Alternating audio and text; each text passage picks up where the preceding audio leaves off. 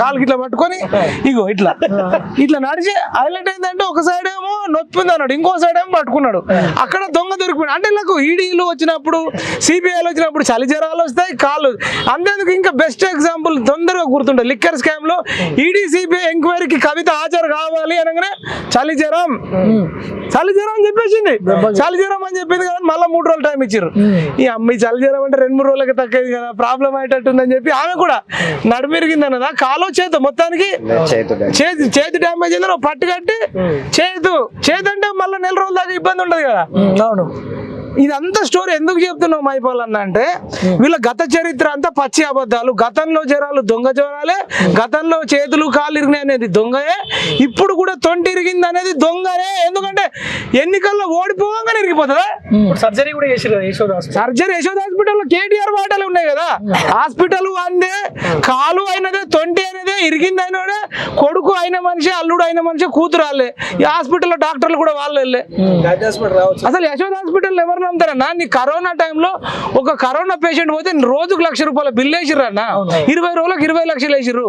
నువ్వు నీతి నిజాయితీ పరుడు అయితే, నువ్వు చెప్పినట్టు 50 లక్షల కోట్ల సంపద సృష్టించినోడు అయితే, పేదరికాన్ని పోగొట్టినోడు అయితే, హాస్పిటల్ డెవలప్ చేసినోడు అయితే గాంధీ హాస్పిటల్ కి రావాలి. చెప్పిండు కదా గతంలో నంబర్ 1 తెలంగాణలో హాస్పిటల్ సృష్టించింది నేను. గవర్నమెంట్ హాస్పిటల్ ఎక్కడికి పోయినా అద్భుతమైతే మరి నీ మామని ఎందుకు జాయిన్ చేయలే? పోవాలా, ఉస్మానియాలో పోవాలి కదా. అవును, అద్భుతమైతే మామని ఎందుకు జాయిన్ చేయలే? ఇదంతా స్టోరీ ఎందుకు చెప్తున్నామంటే ఇది ఒక దొంగల ముఠ. దండుపాలెం బ్యాచ్ నేను ఒక సినిమా చూసిన. ఆ దండుపాలెం సినిమాలో వాళ్ళు 2-3 ఆడోళ్ళు 2-3 మగోళ్ళు ఉంటారు, ఒక గాడిద ఉంటది. వీళ్ళు ఏంటంటే బయట టెంట్లు వేసుకొని ఉంటారు, ఇట్లా డోర్ కొడతారు. డోర్ కొట్టేసి ఎప్పుడనంటే ఇట్లా వెళ్తారు అన్నట్టుగా, వేటకి వెళ్తారు అన్నట్టు.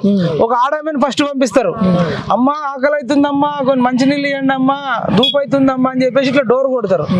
అయ్యో పాపం ఆడ కూతురు కదా అని చెప్పేసి నీళ్ళు ఇస్తాం కదా, డోర్ తీయంగానే నీళ్ళు అంటే లోపలికి వచ్చి కొన్ని నీళ్ళు తాగుతాను. లోపల నీళ్ళు తాగంగానే ఈ వెంటనే ఇక వాళ్ళు పక్కకే ఉంటారు, ఇల్లు తిరుగువాళ్ళు ఉంటారు, ఇంటి తిరుగువాళ్ళు ఉంటారు. ఈమె ఏం చేస్తారంటే ఆమెను గట్టిగా పట్టుకుంటారు, నీళ్ళు ఇచ్చిన ఆమె నీళ్ళు తాగుతుంది, గట్టిగా పట్టుకుంటారు. దాంట్లో ఒక పెద్ద విలన్ ఉంటాడు, బక్కగా ఉంటాడు, కొన్ని బలంగా ఉంటాడు, చుట్టు పెద్దగా ఉంటుంది.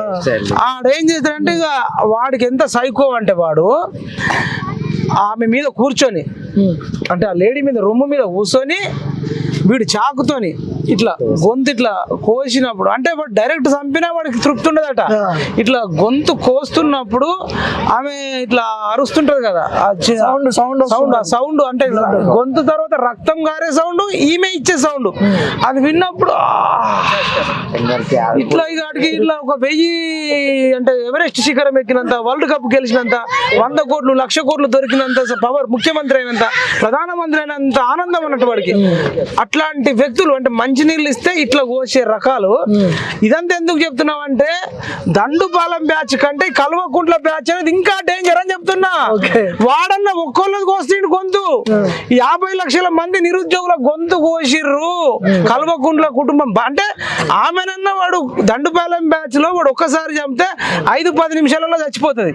కానీ మేము ఇప్పుడు ప్రవళిక చచ్చిపోయింది శారీరకంగా, ఆమె చనిపోయిన ఆమెను కూడా ఆమె ఎగ్జామే రాయలేదు, ఆమె ఎవరినో లవ్ చేసింది రాతోని నాయకుడు అని చెప్పేసి ఆమెను ఆత్మలను కూడా చనిపోయిన ఆత్మను కూడా వదిలిపెట్టలే. చనిపోయిన తర్వాత వదిలిపెడతాం, కానీ ఆడు చనిపోయిన తర్వాత కూడా వదిలిపెట్టలే. ఆల్ టికెట్లన్నీ బయటకు వచ్చినాక మళ్ళీ వాళ్ళ కుటుంబాన్ని, జనరల్ గా ఎవరైనా చనిపోతే మనం వాళ్ళ ఇంటికి పరామర్శిస్తాం, వీడే వాళ్ళ ఇంటికి అంటే ప్రగతి భవన్కి పిలిపించుకొని. నేను వెళ్తే వాళ్ళు లేరు, ప్రవళిక ఊరికి వెళ్తే లేరు, వరంగల్ నరసంపేట దగ్గర పోతే, లేకపోతే ఏడికి పోయారు అని చెప్తే వాళ్ళు అయ్యగారి తట్టుకు పోయారు అన్నారు.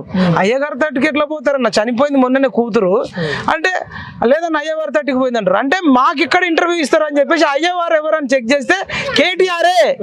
ఈ అయ్యవారు ఈ దొంగన 50 లక్షల ఆస్తి సృష్టించినోడే అయ్యవారు.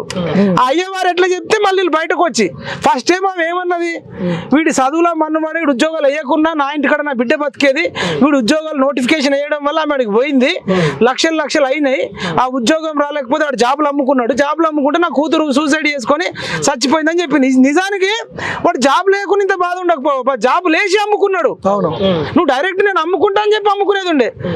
ఆమె తల్లి అప్పుడట్లా చెప్పింది. మళ్ళీ అయ్యవారిని కలిసి వచ్చిన తర్వాత ప్రతిపక్షాలు మా ఇంటికి రావద్దు, మీడియా మా ఇంటికి రావద్దు, వాళ్ళని భయపెట్టి మా అమ్మాయి వేరే రకంగా చచ్చిపోయిందని తల్లితోనే అబద్ధాలు చెప్పించారు. అవును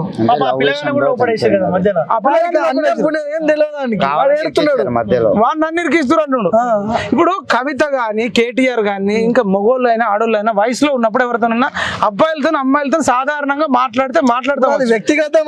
అదే డీసీపీ వెంకటేశ్వర ఎట్లా చెప్తాడు, కేటీఆర్ ఎట్లా చెప్తాడు అంటే వాడి ఇంట్లో చెప్తలేడు. మరి ఇప్పుడు కేటీఆర్ కూడా ఆ రఘుల్ ప్రీత్ సింగ్ తోను ఉన్నాయని ఒక ఆరోపణలు ఉన్నాయి. మరి డీసీపీ వెంకటేశ్వర్లు ఎందుకు చెప్పలే? ఉంటుందని చెప్పాలి, లేదని చెప్పాలి. నువ్వు అంటే పేద బిడ్డల మీద బట్టగాల్చి మీద పడేస్తావు. అంటే ఆయన హరీష్ రావు మనిషి అని కొంతమంది అంటున్నారు. ఈ డీసీపీ వెంకటేశ్వర్లు అనే వ్యక్తి హరీష్ రావు మనిషి మీడియా మీద కూడా కొంత దురుసుగా మాట్లాడింది. మిమ్మల్ని కూడా కేసులు పెడతారు. మీడియా ఎవరైతే సోషల్ మీడియాలో ఇప్పుడు మనలాంటి వాళ్ళు ఎక్కువ మాట్లాడుతుంటారో, ప్రభుత్వ అరాచకాలను బయట పెడుతుంటారో, ఒక సిచ్యువేషన్ లో నేను అక్కడికి పోయినప్పుడు V6 మిత్రుడు ఉంటారు రిపోర్టర్, ఆయన ఏదో మాట్లాడితే నిన్ను కూడా లోపలేస్తే ఎక్కువ మాట్లాడతారు. మీడియా అయితే ఏంది నువ్వు? మీడియా అయితే ఫోర్త్ పిల్లర్ అన్నా. Media is a fourth pillar of democracy. ఆ మాత్రం తెలియదా? మీడియాకు ఫ్రీడమ్ ఆఫ్ స్పీచ్ ఉండదా? మీడియా ఎవరిదైనా బాధితుల వాయిస్ తీసుకోవద్దా? అంటే అంత అరాచకంగా నడిచింది. ఇదే స్టోరీ పాయింట్ కొద్దాం. వీళ్ళిద్దరు కొట్టుకొని కేసీఆర్ కింద పడ్డాడు అనేది అబద్ధము. అది క్రియేట్ చేసిందే వాళ్ళే. వీళ్ళంతా ఇప్పుడు దండుపాలెం బ్యాచ్ లా గొడవలు ఉంటాయా, డిఫరెన్సెస్ ఉంటాయా? దండుపాలెం బ్యాచ్ అంతా ఒకటే అబ్బా. అప్పటికప్పుడు క్షణికావేశంలో మాట వరుసకి ఏదైనా అనుకుంటారు కానీ మళ్ళీ వీళ్ళంతా టీం అంతా కలిపి ఒక ఆమె నీళ్ళకు పోవాల్సిందే, ఇంకొకటి తర్వాత వెళ్ళి కాళ్ళు పట్టుకుంటాడు, ఇంకోటి చేతులు పట్టుకుంటాడు, ఇంకొకడేమో నెత్తిమిదికలు కొడతాడు, ఇంకొకడేమో గొంతు కోస్తాడు, ఇంకొకడేమో లోపల ఉండే బీరువాలు ఉండే బంగారం అదంతా దోస్తాడు. ఇప్పుడు ఈ స్టోరీ అంత ఎందుకంటే ఇది కల్వకుంట్ల బ్యాచ్, దండుపాలెం బ్యాచ్ ఒక్క ఇంటికి పోతే వీళ్ళు దాదాపు తెలంగాణలో ఉన్న 1,000 ఇంట్లకు పోయారు, 1,000 కుటుంబాలకు పోయారు. ఈ 1,000 కుటుంబాలకు పోయి ఇది ఒక రకమైన దోపిడీ. అదేమో డైరెక్ట్ ఇట్లా తీసుకుంటావు.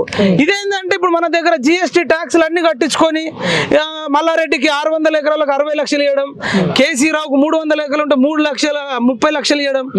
అంటే ఆయనకు 60 లక్షలు, నీకు 30 లక్షలు, కేటీఆర్ కు 10 లక్షలు, కవితకు 10 లక్షలు, హరీష్ రావుకు 10 లక్షలు. ఆయనకు భూమి లేదట. ఇది కదా దోపిడీ. కల్వకుంట్ల కుటుంబం దండుపాలెం బ్యాచ్ ఇంటికి పోయి దోపిడీ చేస్తే నిన్ను ఇంట్లోనే నిలబట్టి నీ దోపిడీ చేసింది కూడా ఎవరికి తెలియకుండా చేస్తాడు.